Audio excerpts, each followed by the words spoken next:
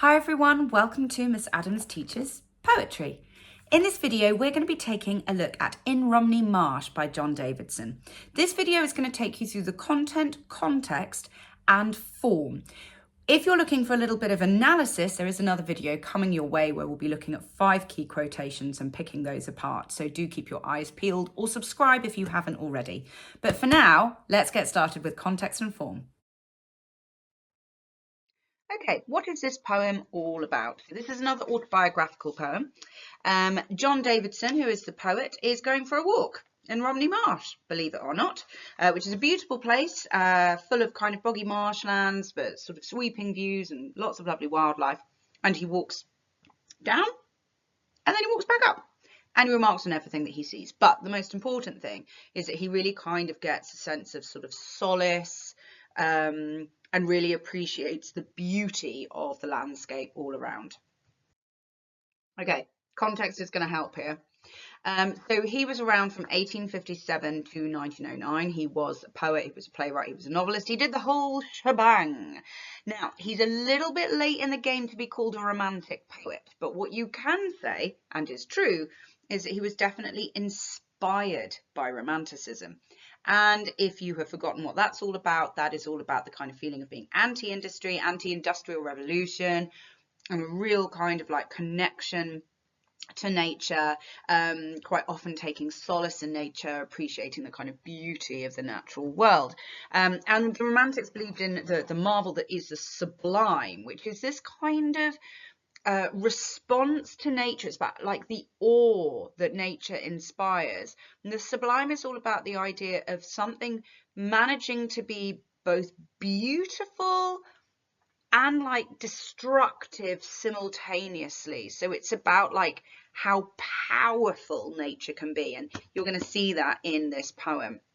Now, unfortunately, John Davidson, one of the reasons that he took solace in nature was because he was having a very, very difficult time, both physical and mental health. He had crippling financial difficulties, and it did actually lead him to commit suicide in 1909.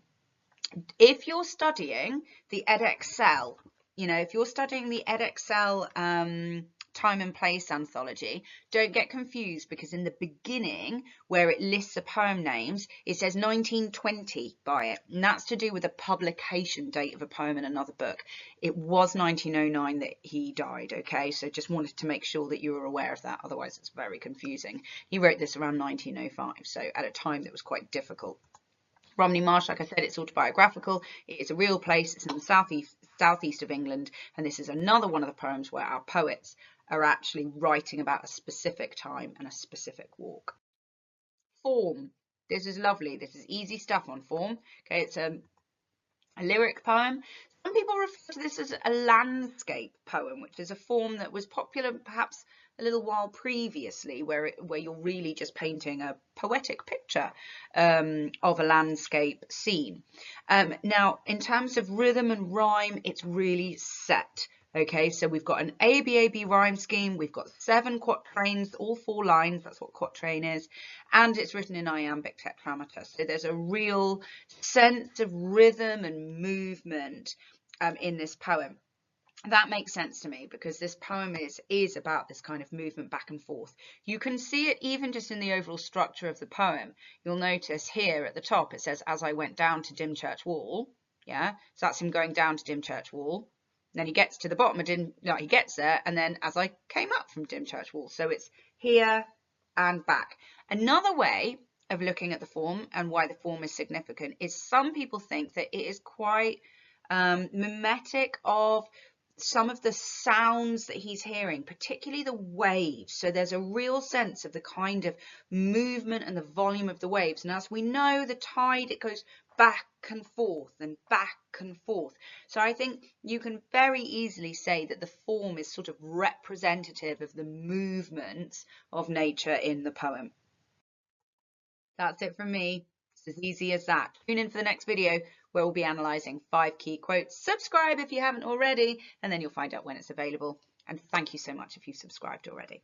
All right, that's enough from me. Thank you for watching. Happy revising.